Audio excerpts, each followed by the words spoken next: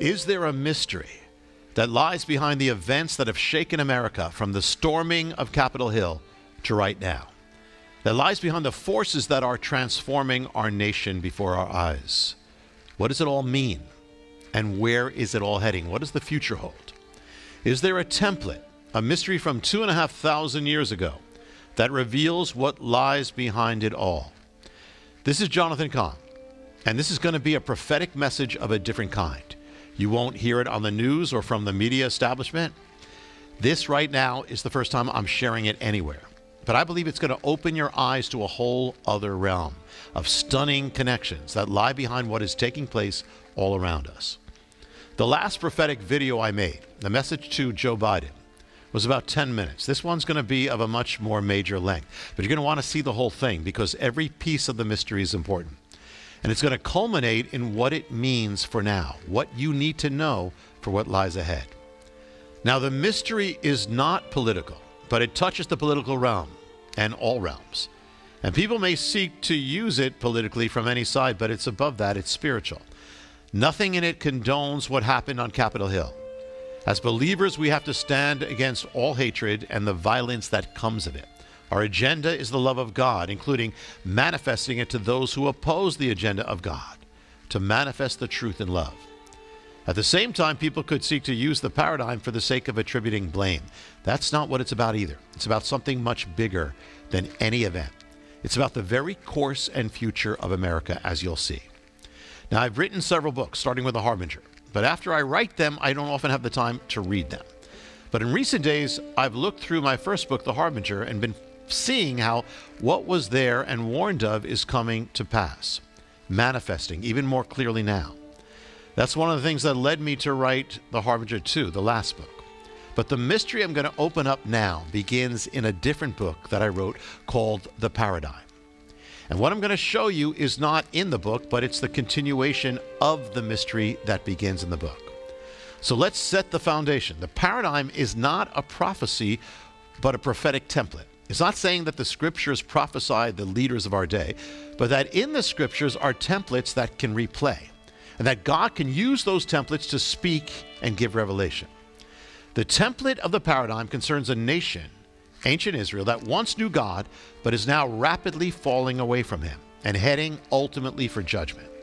America is also a nation that once knew God and is now rapidly falling away from him, and the warning is that its course ultimately leads to judgment.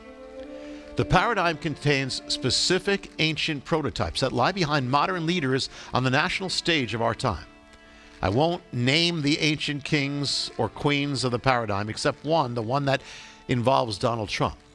But the first king from ancient Israel is a divided man who knows of God but leads the nation in apostasy from God. He's going to be linked to a culture war in his nation, and it's going to accelerate his country's fall from God. The ancient king will be the prototype of President Clinton, who will be the antitype. The ancient king's reign was known for scandals, so too the Clinton presidency. Bill Clinton entered the national stage as governor in 1979. His presidency ended in 2001, so his time on the national stage was 22 years. The ancient king in the Bible, his prototype, was on the national stage for 22 years. The ancient king was unique in that he ruled in a co-regency with his wife, the queen. The ancient queen was even more committed to carrying out an anti-biblical agenda. She championed a religious practice and worship of Baal that involved the killing of little children. So the Clinton presidency was also unique in that observers labeled it a co-presidency of Bill Clinton and his wife, Hillary Clinton. Hillary Clinton championed an anti-biblical agenda involving the killing of little children, abortion. She was hailed by the abortion industry as the abortion champion of the century. In the 19th year of the ancient king's time on the national stage, a scandal breaks forth in his administration.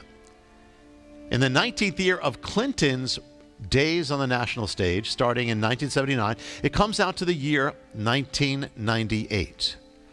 The chief scandal of the Clinton presidency surfaces in the year 1998, the 19th year. Clinton's time on the national stage began specifically in the month of January 1979. The scandal breaks out specifically 19 years later in January of 1998. In the paradigm, 3 years after the King scandal, his reign comes to an end. Clinton's presidency ends in 2001 on January 20th. Go back 3 years and it leads you to January 20th, 1998. January 20th, 1998 is the very night the scandal breaks out, 3 years to the exact day. In the paradigm is another mystery. The ancient king actually voices repentance temporarily for his sins. 3 years after he does that, a calamity comes on the nation. Clinton also voiced repentance for his sins. It happened in a White House gathering. 3 years after that day comes out to the day September 11, 2001, the day that calamity comes upon America. And it pinpoints it to the morning of September 11th, to the very hours of the calamity.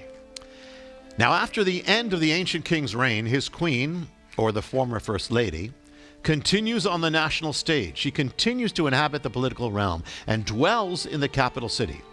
So Hillary Clinton follows the ancient prototype and continues after her husband's presidency to inhabit the political realm and the national stage and to dwell in the capital city. She continues as a champion of abortion. Now, in the paradigm and in the book of Kings in the Bible, another king rises up, an ancient king who will continue in the ways of the first king, leading the nation away from God. He'll be the prototype and the mystery behind Barack Obama. Obama comes onto the national stage in the Democratic Convention of 2004, suddenly. And he'll be sworn into his first national office in January 2005. His time will end at the end of his presidency on the national stage, with his last year being 2016 and his leaving office in January 2017. How many years? Obama on the national stage? 12 years. The ancient king, his prototype, was on the national stage for 12 years. Joining that ancient king in the palace was the former First Lady. So joining Barack Obama in the White House was the former First Lady Hillary Clinton as Secretary of State. Now then comes a change. Now I'm sharing the foundation that's in the book, The Paradigm, and I'm only giving a nutshell. There's so much more. But then comes a change in the template. There comes the rise of an unlikely man. He's going to be the prototype behind Donald Trump. His name is Jehu. Jehu is different from the others. He's not a politician. He's not of the royal house. He's a fighter. So is Trump. Jehu is wild, impetuous, unpredictable. So is Trump. Jehu begins a race to the throne. It's described in the Bible as a crazy. He's driving the chariot crazily. Well, so was Trump's race to the White House. In the midst of his race to the throne, Jehu makes an alliance with the religious conservatives of the land. So did Trump. Specifically, Jehu invites a partner into his chariot into the race. His name is Jehonadab. He's a holy man known for his piety and abstinence. So Donald Trump will invite a man known for his faith, his piety, and abstinence to be his partner in the race, Mike Pence. Jehu comes to power in the 12th year of the previous king's reign, the prototype of Barack Obama. So Trump rises to power in the 12th year of Obama's time on the national stage, specifically to January 2017, the time of his inauguration. Then comes a showdown.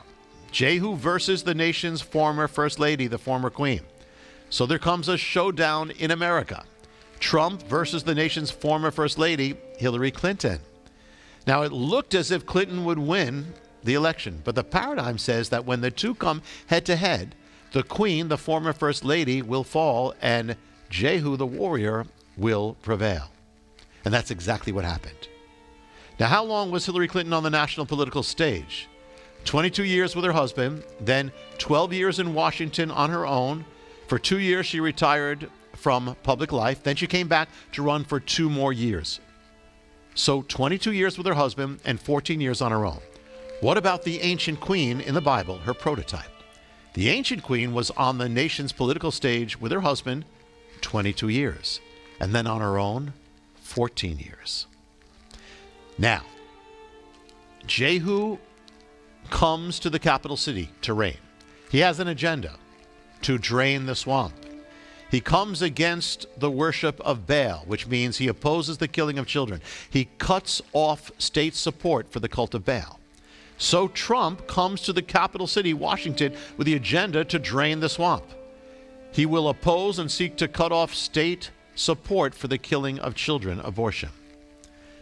The reign of Jehu represented a reprieve, a holding back of the forces that were impelling the nation's apostasy and fall from God.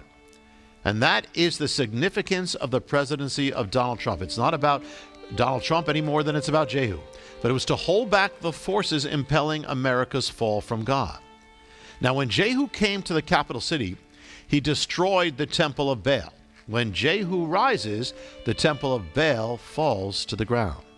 The American Jehu, Donald Trump, began his rise in the summer of 2015 when he declared his candidacy.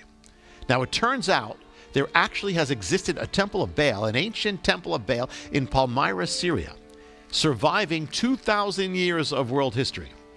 The rise of the modern Jehu begins in the summer of 2015. 2 months later, the ancient temple of Baal, after 2,000 years, falls to the earth. When Jehu rises, the temple of Baal falls. Now, there's much more in the paradigm that we can't go into. But now we're going to see the mystery of the paradigm take us to the present day and to what's not in the book and that I've never shared. In the days of Jehu, the temple of Baal was in the nation's capital city. It was its capital temple. Could there also be a building in America that would answer to it? In America, we don't have national temples as such except one. We have one building that's literally called America's Temple. It stands in the nation's capital and is called the Capitol Building. It's the temple of the American Republic. In its very halls is a quote spoken soon after the Capitol Building was completed. It says this: "We have built no national temples, but the Capitol." In other words, the Capitol Building is America's national temple.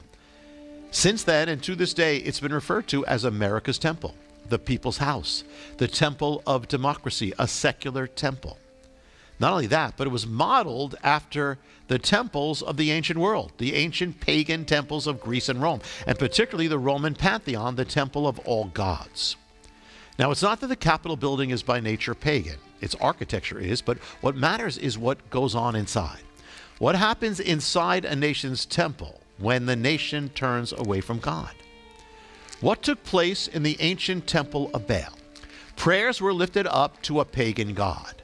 Now, in the Capitol Building, prayers are traditionally lifted up to God, the God of the Bible. But as 2021 began, something happened. On Monday, January 4th, the inaugural working session of the new Congress of the new year, there was offered up a prayer. Now, when I wrote the paradigm a few years before, I actually mentioned the man's name who would now lift up that prayer. He sanctified the new Congress in the name of a god that he called Brahma. Brahma is not the name of the God of Scripture. Brahma is a foreign god, the four-faced god of Hinduism. Brahma is a pagan god. So in 2021, the new Congress was opened up in the name of a pagan god. A prayer to a pagan god is what takes place in a pagan temple. One more piece to the puzzle. What else took place in the ancient temple of Baal? The worship of Baal involved an anti-biblical morality. It involved sexual immorality, the persecution of God's people, and, as we saw, the sacrificing of children. The same week when the American Congress was consecrated on Capitol Hill in the name of Brahma, a pagan god, it was the week that something else took place. It was the week that concerned the taking over of the government, the White House, and the Capitol by a political party, by the Democratic Party. It was coming to power bearing the most radical agenda in the history of that party or of any major party in the history of America. The most radical anti-biblical agenda. An agenda that, as with the Temple of Baal, contained sexual immorality being enshrined, the oppression of God's people, the encroaching of religious liberty in the form of the Equality Act and other legislations, and the killing of the unborn as it had never been championed before. as in the proposed striking down of the Hyde Amendment. So every American could now become complicit in the act of murdering the unborn, that all of its hands would be covered with blood. The American government would virtually become a representative of Planned Parenthood, the modern-day priests of Baal. So now the Capitol building was going to become a vessel of the agenda of Baal, as in the Temple of Baal.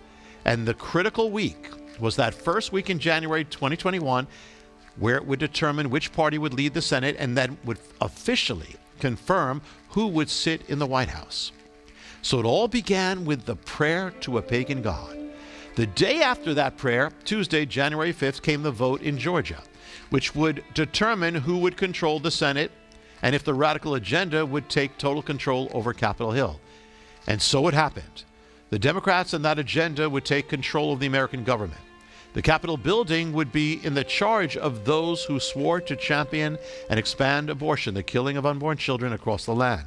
Thus, the Capitol building would become a vessel to legislate the blood of the unborn, and thus a temple of Baal, inaugurated with a prayer to a pagan god, and sealed with this agenda. The day that the results came in as to who would control the government, the Congress, the day it was sealed and announced was Wednesday, January 6th. Remember that day. It was the first time that such a radical agenda came to full power in the American government, a temple of Baal, while a Jehu was still in power. Trump, a Jehu. It all converged on that day, January 6th. And another convergence, January 6th, was the date that another vote would take place on Capitol Hill that would confirm the taking of the White House by the Democratic candidate. It all converged on that one day, January 6th. And the next mystery of the paradigm began, which lay behind an event that shocked America and the world. Now remember, what I'm about to share is the revelation of a template, not to assign values or judgments, but to show you how the ancient template replays and what it ultimately means. The mystery I opened up in the paradigm now continues. 1 Kings 10 records that King Jehu, calls for an assembly in the capital city to gather the people there. It's actually a trick to get the priests of Baal into the temple of Baal and then to act against it. The template means that Jehu will call for people from all over the nation to come to an assembly in the capital city. So the American Jehu, Donald Trump, calls for an assembly, calls for people from all over the nation to come to the capital city, just as Jehu did. Now that day, the template is going to manifest in two ways in two gatherings. One is that gathering called for by the president. The other is going to take place inside America's temple in the gathering convened by law of leaders. Now, who is it that gathers inside the temple in the paradigm? It's written in the book of Kings, "Now therefore call to me all the prophets of Baal, all his servants and all his priests." The leaders of Baal. In modern America, that answers to those who promote and advance the killing of children and an anti-biblical morality. Now in America's temple that day, in the Capitol building, those who ascended to power were those who championed that agenda of Baal. Not all of them were, but those who ascended to power were of the agenda of Baal, the Democratic Party at that moment. The ancient paradigm is going to center on two sets of people. The priests and worshipers of Baal gathered inside the national temple, the Capitol building, now in control, and the other, those who support Jehu, who follow his leading. In the template, Jehu goes to the temple of Baal. On January 6th, it was to culminate with the American Jehu, the president, going to the Capitol building. That was the plan. He would end up going to the White House and watching the rest, but that was the plan, and that was what was announced that day. In the biblical template, Jehu's partner, the pious religious conservative Jehonadab, he goes into the Capitol building, the Capitol temple. And interesting, though he must have left the temple, the text doesn't record him specifically leaving. On January 6th, the American Jehu's partner, the vice president, Michael Pence, known for being a pious man, religious conservative, enters into the Capitol building, and he's going to stay there throughout the day and night. In the template, it will end up that both Jehu's opponents and loyalists will be in that house, in the Capitol temple, and will come into conflict or battle there. So Jehu convened a gathering in the capital city to set something in motion. Trump convened an assembly in the capital city, and it set something in motion. And the center of the template is the Capitol Temple. The account continues, Jehu appoints a multitude of men to come to the temple to stand outside the building while a convocation is taking place inside the temple of Baal with the priests of Baal. So on January 6th, the American Jehu appoints a multitude of mostly men to come to the American temple, the Capitol building, to stand outside the building while a convocation is taking place on the inside. In the template, those who stand at the temple on the orders of Jehu and who will be central in the events that are about to take place are men of violence. On January 6th, it was certainly not all, but among those central in the events that took place were people of violence. Among the more well-meaning who came to Washington that day would be people belonging to militias and supremacist groups and more, whose ways have nothing to do with the children of God. So in the ancient template, inside the Capitol Temple, a convocation is taking place involving the priests and worshipers of Baal. In the midst of the proceedings and rituals, while a multitude is standing outside waiting. So in America, inside the building, proceedings are taking place. They're going to seal and hand the presidency to an agenda of Baal. In the midst of the proceedings and rituals, and outside the building stand a multitude of men, mostly men in waiting. In the template, Jehu gives orders to the men outside the building. On January 6th, it was Trump who gave the multitude orders to go to the Capitol and make its presence known. This is not to assign intentions or blame on one hand or condone it on the other, but this is the ancient template. Jehu gave orders, as did Trump, and multitudes approached the Capitol building. This is how Jehu makes war. In the template in 2 Kings chapter 10, Jehu gives the order. His words specifically are, go inside. So they go inside and they lay siege to the temple of Baal. On January 6th, the words of the ancient template take effect. Go inside. And the multitudes go inside the Capitol. They overpower the guards, they break open the doors, and they go inside. In the ancient template, the followers of Jehu enter into the temple and they interrupt the proceedings. On January 6th, the multitude breaks into America's temple and interrupts the proceedings. In the ancient template, the men of violence go inside and shed blood. They go there to kill, and they do. In what took place on Capitol Hill, there were those chanting calls for murder and bloodshed, and those who appeared ready to commit it. And though there was some bloodshed, thankfully much more bloodshed was avoided. In the ancient template, Jehu's men go inside the temple and cause destruction. So was destruction caused that day in America's national temple. In the ancient template, the men of Jehu specifically desecrate the temple of Baal. Now, amazing, listen to the quotes that came out of this day. The incoming Senate Majority Leader said this about the Capitol Hill takeover. This temple to democracy was desecrated. A United States senator spoke that night from the Senate floor. It said, this is a sacred place. This sacred place was desecrated by a mob today. This temple to democracy was defiled. The Speaker of the House said this, to those who engage in the gleeful desecration of this our temple. Everybody kept saying the temple and desecration. Well, that's in the biblical template. Even the president of France spoke that day of the Capitol building as America's temple and the desecration of the temple. So here's the biblical template. Jehu comes against the temple of Baal. Jehu rises, the temple of Baal falls. Now, I told you of the ancient temple of Baal that stood in Syria for 2,000 years. And right after Trump announced his rise to the presidency, it fell to the earth. The power and reign of Jehu is linked to the temple of Baal and an attack on the temple. But now a secret hidden in America's temple on Capitol Hill. It's not only been noted that it's modeled after the ancient pagan temples of Rome and Greece, but that part of America's temple is actually modeled after another ancient temple, the Temple of Baal. And not only the Temple of Baal, but the same Temple of Baal that stood in Palmyra, Syria, that fell with the rise of Donald Trump when it began. Its form is actually embedded in the walls of America's temple. One more mystery of the template before I come to what it all means. The numbers of those arrested concerning what happened there that day would of course change in the days and weeks ahead as people would be searched for throughout the whole nation and arrested, so the numbers would grow. But it was the day after the takeover of the Capitol building that the initial arrests had been made and were announced to the world. The Washington police announced the number of those who had been arrested from that attack and surrounding that attack, and I'm reading from the headlines. In total, the Metro Police Department has reported 80 arrests since this week's civil unrest began.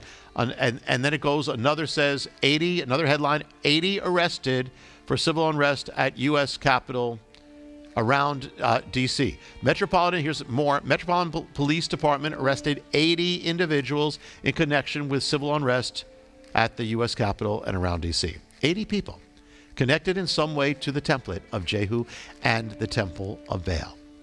Now let's go back to the actual paradigm. What does it say? I'm reading the scripture that speaks of the people who stormed the Temple of Baal. Now Jehu had appointed for himself 80 men. 80 men. 80, the exact same number. Jehu appointed 80 men. It goes on to wait on the outside of the temple, and then he says to the 80 men, go inside. Now, of course, there were more people, but the very fact that the template, the signs of the template, manifests in the exact same number, the paradigm is replaying. Now, Jehu would ultimately have men inside the temple as well. He had to have men go inside before the rest came in to prepare the attack. So on Capitol Hill that day, there were people inside the Capitol, America's temple, that were fighting for Trump's election and against the movement of the proceedings. 2 objections were heard that day and voted on. The final objection, the final resistance, concerned the state of Pennsylvania.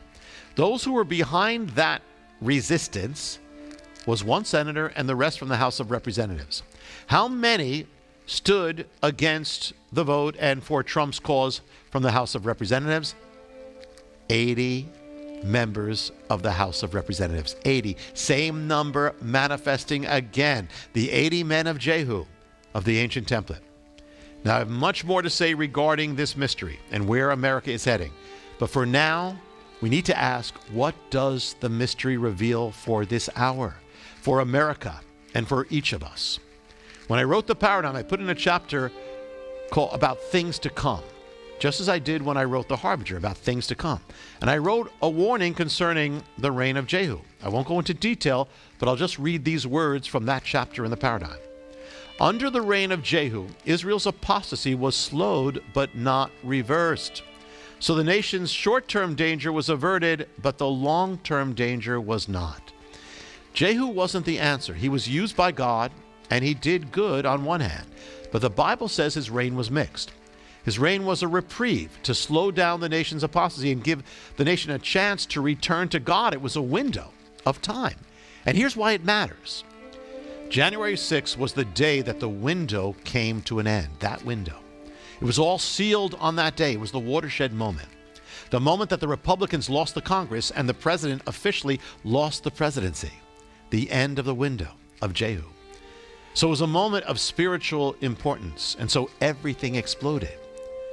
So why did the ancient paradigm manifest so strongly that day? Why did it follow the ancient template? Because that was the template that frames the reign of Jehu. Jehu's rise to power was sealed as he prevailed against the Temple of Baal. He laid siege to it. Trump began his rise, and the Temple of Baal falls to the earth 2 months later, after 2,000 years. And now that same template is again replaying. Jehu versus the Temple of Baal. Jehu against the forces of Baal. But this time, it wasn't the day of Jehu's victory, but of Jehu's defeat. The same day that marks the official loss of his presidency and of the Congress itself was the day that the ancient mystery manifests before the world.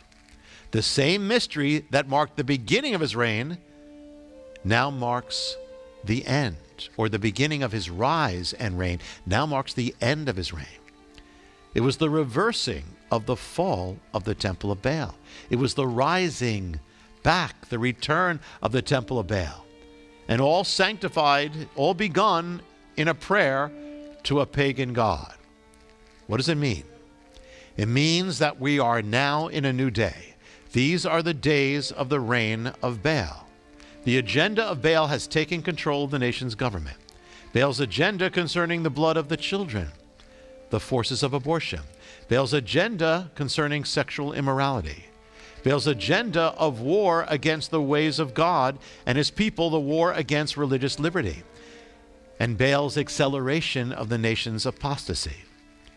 So what must we do? What must you do?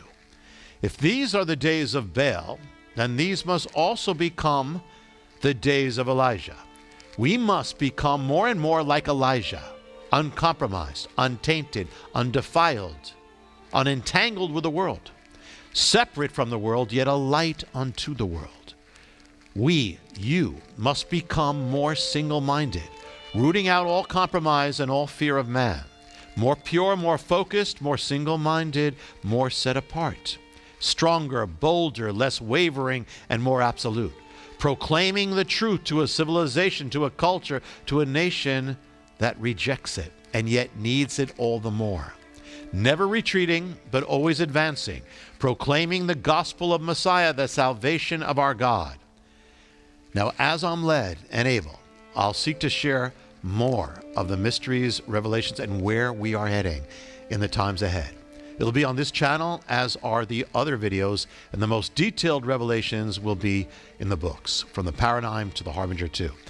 Until next time, be strong and of good courage. Know that the days of greatest challenges produce also the greatest witnesses, the greatest men and women, the greatest lives for God. This can be your greatest moment. This can be our greatest moment if you rise to it, if we rise to it. The days of the deepest darkness call for God's people to shine all the more brightly, the greatest of light. These are the days that count. And remember, whatever you do, do not bow down your knee to Baal. Do not bow down your knee to Baal, but go all out in the name and glory of the living God, the God of Abraham, Isaac, and Jacob, in the name of Yeshua, Jesus the Messiah. For Baal is not God, but the Lord alone is God, and he remains seated on the throne and has no intention of getting off of it. Until next time, this is Jonathan Kahn. Shalom.